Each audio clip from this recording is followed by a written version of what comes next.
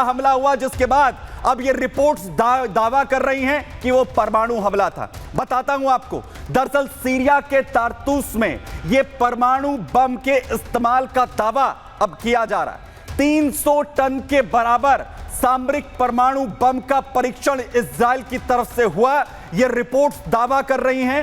और 200 फीट चौड़ा पर्वत जो पहाड़ वहां पर था और उसके पास 1 किलोमीटर तक पेड़ वहां पूरी तरह से गायब हो गए, तबाही मच गई। और तारतूस में धमाके के बाद पश्चिम की तरफ जो हवा है वो बही और वहीं 20 घंटे के बाद तुर्की के अंदर भी रेडिएशन का स्तर बढ़ता हुआ पाया गया।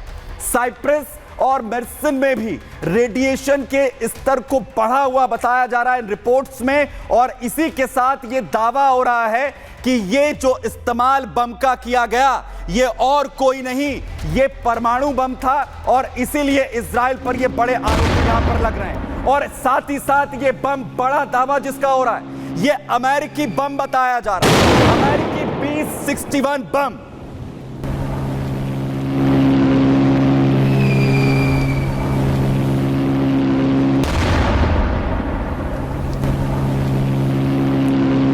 अमेरिकी B-61 बम जो कि न्यूक्लियर वेपन बताया जाता है, अमेरिका की तरफ से इसे विकसित किया गया है। और दावा यह हो रहा है कि इजराइल ने अमेरिका की तरफ से मिले इस बम का इस्तेमाल हुआ है। लेकिन सबसे पहले आप B-61 की ताकत समझिए, आखिर कितना दमदार है।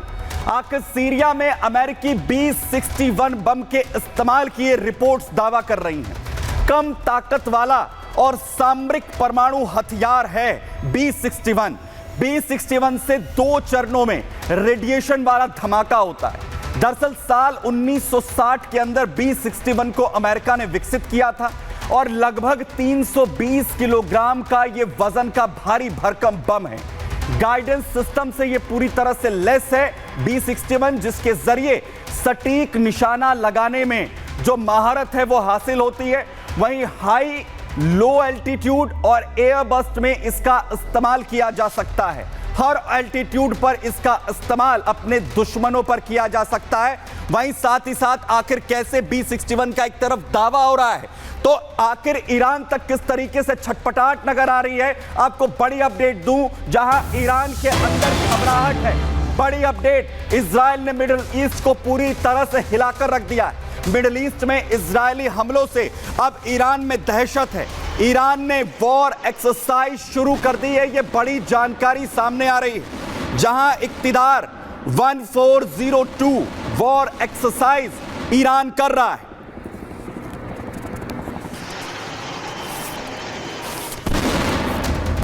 तो ईरान की तरफ से 1402 वॉर एक्सरसाइज की शुरुआत यहां पर की गई है। तो घबराहट इस वक्त ईरान तक दिख रही है, जिस तरीके की आक्रामकता इजराइल की अब मिडिल ईस्ट में। और उसके बाद यह कहा जा रहा है कि अगला नंबर ईरान का हो सकता है। वहीं खामनेई ने अब युद्धाभ्यास के जो आदेश हैं वो अपनी सेना को जारी कर दिए हैं। कई बेसिस पर जो युद्धाभ्यास है वो इस वक्त ईरान की सेना कर रही है। आर्टिलरी के साथ जो प्रैक्टिस है वो इस वक्त की जा रही है। वायु सेना भी जो हवाई हमले हैं उसे लेकर अपना अभ्यास कर रही है और लगातार एक के बाद एक गोला बारूद दागने की जो एक्सरसाइज है, डिफेंस की जो एक्सरसाइज है वो चल रही है ईरानी सेना की तरफ से। दरअसल इक्तिदार 1402 वॉर एक्सरसाइज जिसकी शुरुआत की गई है। यूएस और इजराइल हमलों से दरअसल ईरान के अंदर दहशत है, ईरान घबराया हुआ है। आर्टिलरी डिफेंस मैकेनिज्म को इस वक्त वो लगातार टेस्ट कर रहा है और साथ ही इजरायली हमले से खुद को बचाने की कोशिश भी इस युद्धाभ्यास के जरिए है। वहीं गोला बारूद से अपनी युद्ध क्षमता इस वक्त ईरान जांचने की कोशिश कर रहा है कि अगर पलटवार भी यहां पर हो तो उसके बाद बड़ा हमला ईरान की तरफ से हो। लेकिन सबसे बड़ा सवाल यह है कि अगर इजराइल की तरफ से इस बड़े हमले को अंजाम दिया गया और यह न्यूक्लियर वेपन था तो क्या तबाही अब ज्यादा दूर नहीं है? देखिए जरा।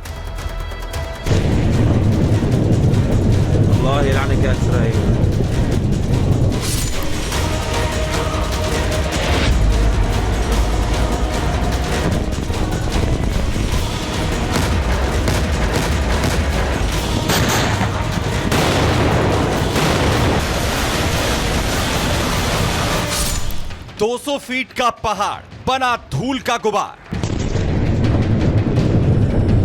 धमाके के बाद भूकंप, इजराइल ने फोड़ा एटम बम। सीरिया की जमीन प्रयोगशाला एटमी धमाके से जलजला। एक धमाका और सब कुछ तबाह।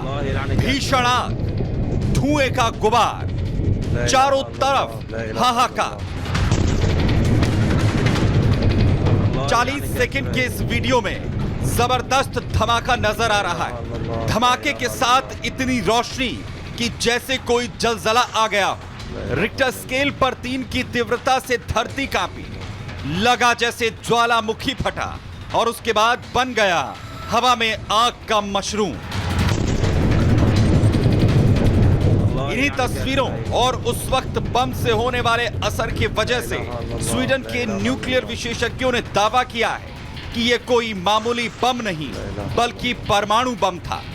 सिर्फ स्वीडन के एक्सपर्ट्स नहीं बल्कि यूरोपियन यूनियन के रेडियो एक्टिव एनवायरमेंटल मॉनिटरिंग की रिपोर्ट में भी ऐसा ही दावा किया गया है। सीरिया के तारतूस में इजराइल ने यह हमला 13 दिन पहले यानी 16 दिसंबर को किया था। इस दिन इजराइल सीरिया में मौजूद हथियारों को नष्ट करने के मिशन पर था और इसी दिन इजराइल के एयरबेस से कुछ फाइटर जेट्स ने टेक ऑफ किया और इन विमानों ने थोड़ी ही देर में तारतूस के आसमान पर पहुंचकर बम से जोरदार धमाका किया। धमाके के बाद तुर्की के इज़्निक तक भूकंप के झटके महसूस किए गए। रिपोर्ट के मुताबिक इजराइल के निशाने पर डिपो में रखी स्कर्ट्स मिसाइलें थी।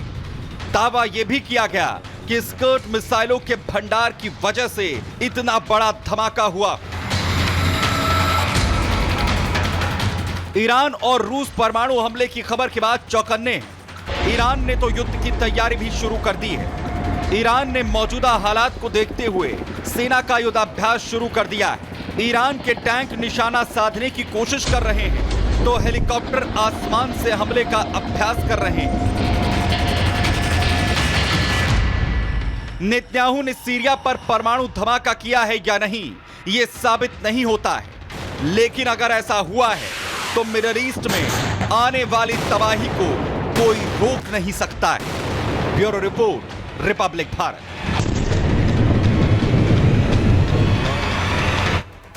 तो अगर ये परमाणु हमला था, अगर इसे B61 का इस्तेमाल किया गया है तो साफ तौर पर यह कहा जा रहा है कि तबाही बहुत ज्यादा दूर नहीं है।